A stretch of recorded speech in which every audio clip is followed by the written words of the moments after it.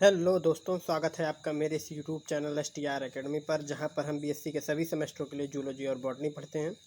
आज मैं फिर से आप लोगों के लिए एक नई वीडियो लेकर आया हूं, जिसमें हम लोग ओबीलिया के बारे में पढ़ेंगे। इसके पहले वाले लेक्चर में हमने फाइलम सिलेंट्रेटा यानी कि फाइलम जिसे अब निडेरिया भी कहा जाता है उसके बारे में पढ़ा, उसके कैरेक्टरिस्टिक फीचर्स के बारे में पढ़ा।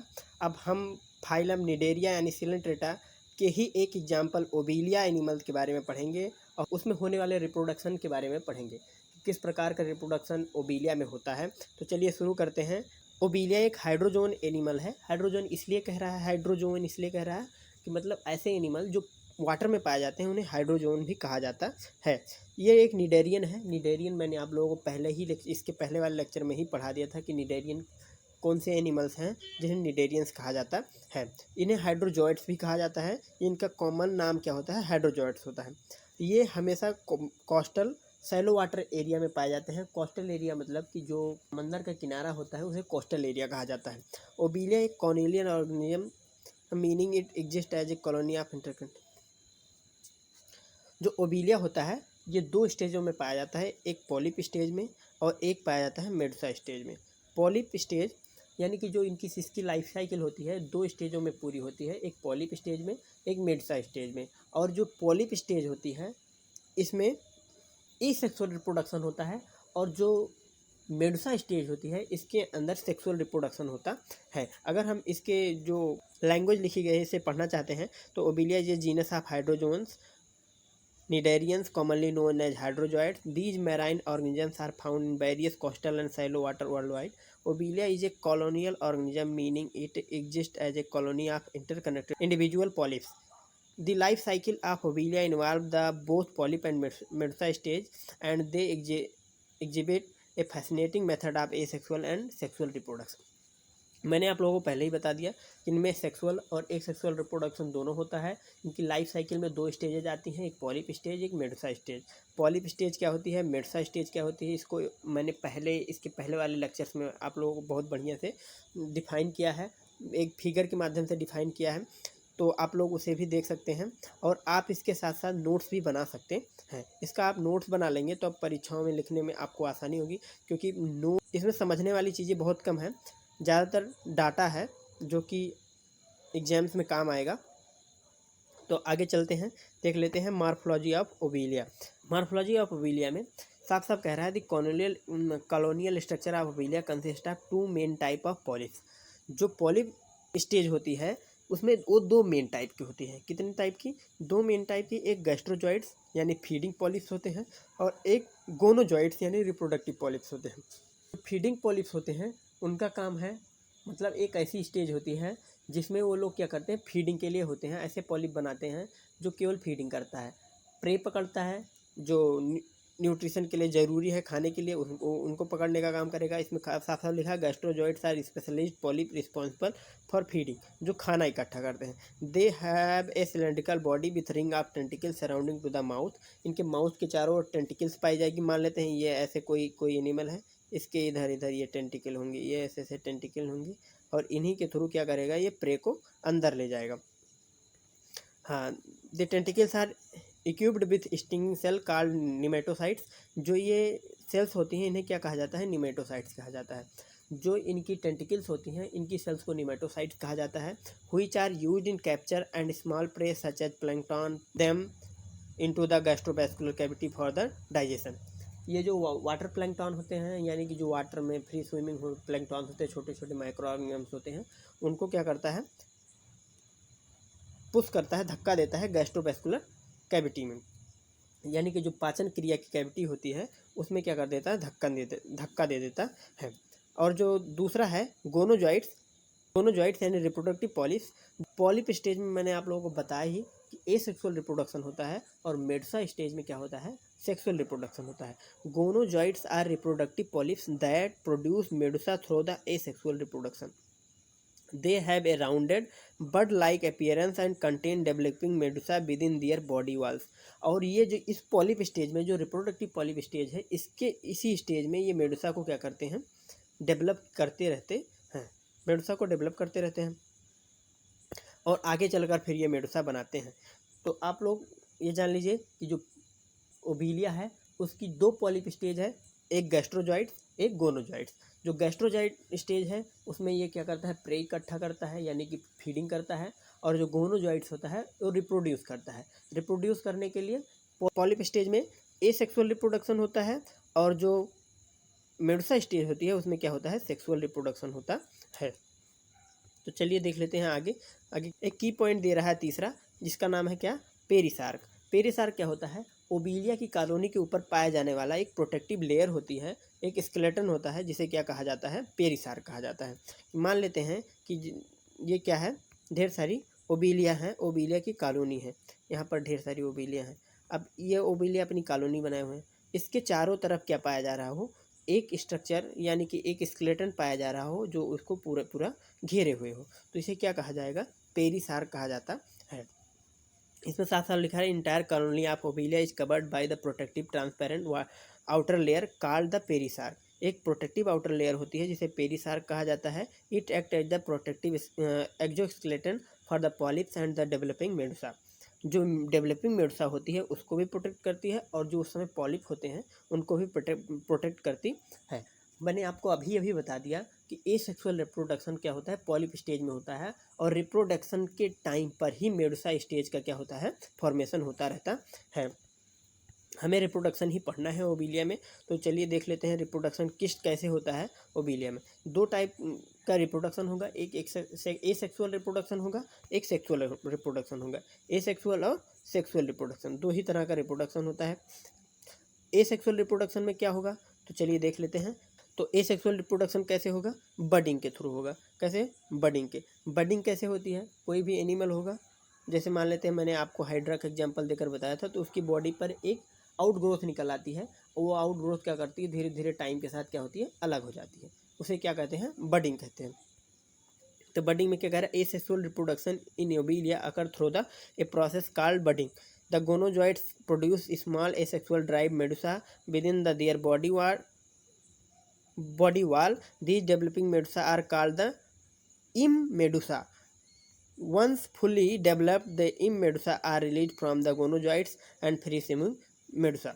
जो गोनोजॉइड्स होते हैं यानी कि एसेक्सुअली प्रोड्यूस करने वाले पॉलिप्स, ये जो गोनोजॉइड्स होते हैं ये क्या करते हैं, मेडुसा को ड्राइव करते हैं, एसेक्सुअली मेडुसा को ड्राइव करते हैं with in the body wall के अंदर, अपनी बॉडी वाल के अंदर क्या करते हैं, एसेक्सुअली मेडुसा को ड्राइव करते हैं। ये मैंने आप लोगों को अभी बता दिया। अब क्या करेंगे, these developing medusa are called you medusa. जो ये डेवलपिंग मेडुसा होते हैं इनको क्या कहा जाता है, यू मेडुसा कहा जाता है। अब ये यू मेडुसा क्या करेंगे, वंस फुली डेवलप्ड, जब ये फुली डेवलप हो जाएंगे तो you medusa are released from the gonozooids as free swimming medusa. जो यू मेडुसा हैं यानी कि नए बने मेडुसा, उनको जब ये पूरी फुल्ली डेवलप हो जाएंगे इनको रिलीज कर दिया जाएगा मेडुसा की फॉर्म में।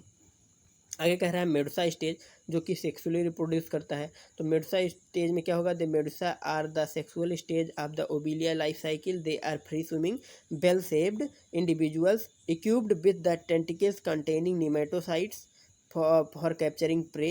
The medusa have the separate sexes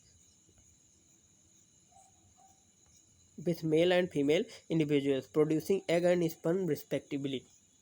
जो मेडुसा स्टेज होती है ये दोनों सेपरेट होते हैं, यानी मेल और फीमेल इनमें सेपरेट होगा, और ये एग और स्पर्म का फॉर्मेशन दोनों करते हैं। जो फीमेल होगी वो एग का फॉर्मेशन करेगी, और मेल क्या करेंगे, स्पर्म का फॉर्मेशन करते हैं। मैंने पहले ही आप लोगों को बता दिया कि जो टेंटिकल्स होते हैं इनको क्या कहा जाता है, नेमेटोसाइट्स कहा जाता है। टेंटिकल्स के कंटेन करके क्या रखती है, नेमेटोसाइट्स कंटेन करके रखती है, जो कि फूड कैप्चरिंग में क्या करता है, हेल्प करता है। आगे जब फॉर्मेशन हो जाएगा एग का और स्पर्म का, तो फर्टिलाइजेशन हो जाएगा। After the male medusa release sperm into the water and female medusa capture the sperm and fertilise their egg. क्या होता है कि जो मेल होते हैं वो वाटर बॉडी में ही क्या करते हैं, स्पर्म को रिलीज कर देते हैं, स्पर्म रिलीज कर छोड़ देंगे, और जो फीमेल होगी वो क्या करेगी, उसे कैप्चर करेगी, फीमेल मेडुसा होगी उसे स्पर्म को कैप्चर कर लेगी और अपने एग को क्या कर लेगी, फर्टिलाइज कर लेगी।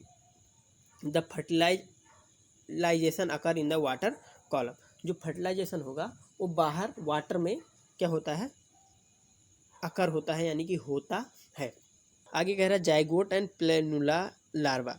जो द फर्टिलाइजेशन के बाद क्या होता है, जाइगोट फॉर्मेशन होता है। जैसे ह्यूमंस में होता है कि फर्टिलाइजेशन के बाद जाइगोट बनेगा, 2 सेल का, फिर 4 सेल का, 8 सेल का। इसमें ऐसा नहीं हो रहा है, लेकिन आगे देखिए, the fertilise egg develop into the zygote which then develop into the planula larva.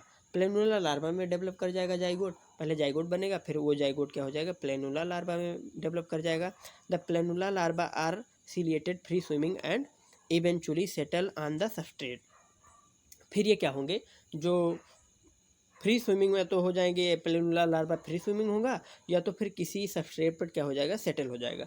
Settle होने का मतलब है जब वो सेटल हो जाएगा तो वहीं पर फीडिंग बगल बगल से करता रहेगा और वहीं पर वो रिप्रोडक्शन करेगा। अगला है polyp formation. Once settled, the planula larva metamorphose into the individual polyps. These polyps begin to grow and form new colonies through asexual budding.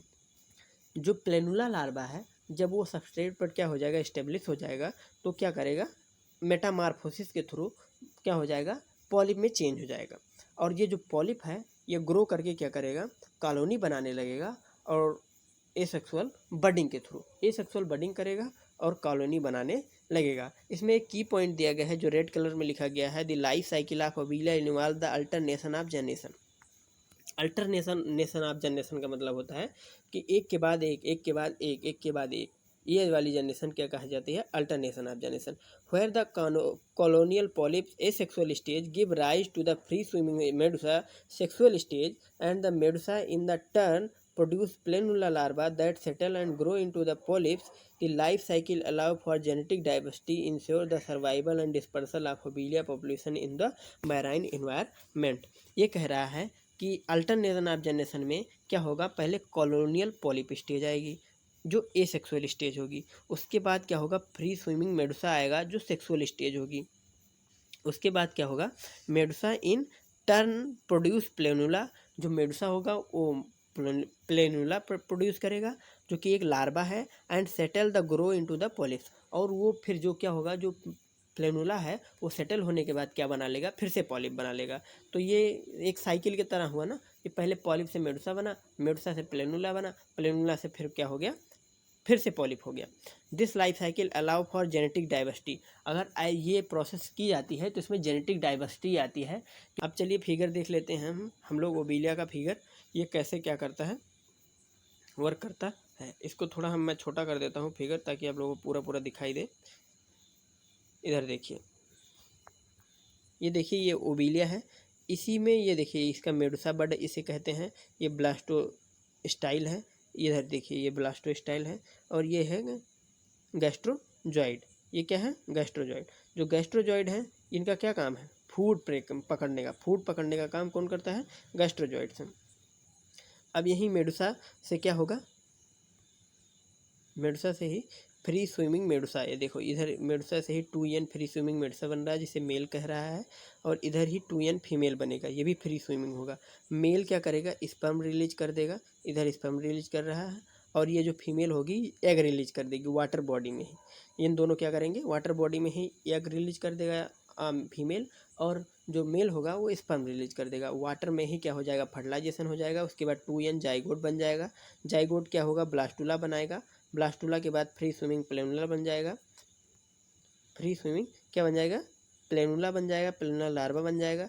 Planula larva ये है, देख लेते हैं, देख लीजिए आप लोग। उसके बाद कह रहा है जो हाइड्रिला स्टेज आ जाएगा, उसके बाद क्या है, हाइड्रोला स्टेज आ जाएगा, जो भी वो भी 2n होता है। 2n का मतलब है कि जो क्रोमोसोम्स नंबर होते हैं वो पेयर में होते हैं, सेल में जो क्रोमोसोम नंबर होते हैं पेयर में होते हैं। एसेक्सुअल रिप्रोडक्शन में क्या होता है, जो आधे क्रोमोसोम कौन लेकर आता है, मेल के स्पर्म लेकर आते हैं, और आधे क्रोमोसोम कौन लेकर आता है, एग लेकर आता है। दोनों मिलके n होते हैं, और दोनों मिलके क्या बना देते हैं, 2n बना लेते हैं। सेक्सुअल रिप्रोडक्शन में डाइवर्सिटी के लिए ये होता है कि आधे क्रोमोसोम्स फीमेल से आते हैं और आधे क्रोमोसोम क्या आते हैं, मेल से आते हैं, और ये 2n स्ट्रक्चर बन जाता है, जिसे क्या कहा जाता है, जाइगोट कहा जाता है। जाइगोट के बाद ब्लास्टुला बनेगा, फिर फ्री स्विमिंग प्लेनुला लार्वा बन जाता है। अगर एसेक्सुअल रिप्रोडक्शन होगा तो इधर बडिंग के थ्रू क्या होगा, एसेक्सुअल रिप्रोडक्शन हो जाएगा। यहाँ पर पार्ट ऑफ ओबेलिया कॉलोनी लिखा गया है, ढेर सारे ओबेलिया की कॉलोनी के जो पार्ट्स होंगे वो कहा जाएगा। नीचे क्या लिखा गया है, लिखा गया है life history of Obelia, note the presence of the asexual and sexual phase in life history, the free swimming medusa and planula larva assist in the dispersal. ये है जो ओबीलिया है, इसकी लाइफ साइकिल भी दिखाई गई है कि कैसे इसके सेक्सुअल स्टेज आती है, कैसे ए सेक्सुअल स्टेज में ये ग्रो करता है। ए सेक्सुअल स्टेज पॉलिप होती है और सेक्सुअल स्टेज क्या होता है, मेडुसा होती है। मेडुसा के बाद क्या हो जाएगा, फ्री स्विमिंग प्लेनुला बनेगा, प्लेनुला के बाद फिर से पॉलिप बन जाएगा, पॉलिप बनने के बाद फिर से कॉलोनी बनाने लगेगा। तो आज के लिए इतना ही। अगर आपको कोई क्वेश्चन पूछना है तो आप कमेंट बॉक्स में पूछ सकते हैं। अगर आपको हमारा वीडियो अच्छा लगा हो तो लाइक कीजिए, शेयर कीजिए और हमारे चैनल को भी सब्सक्राइब कीजिए, क्योंकि बीएससी सेमेस्टर से रिलेटेड डेली वीडियोज़ आपको इसी चैनल पर मिल जाएंगी। जूलॉजी और बॉटनी पढ़ने के लिए आप हमारे चैनल को भी सब्सक्राइब कर सकते हैं। धन्यवाद।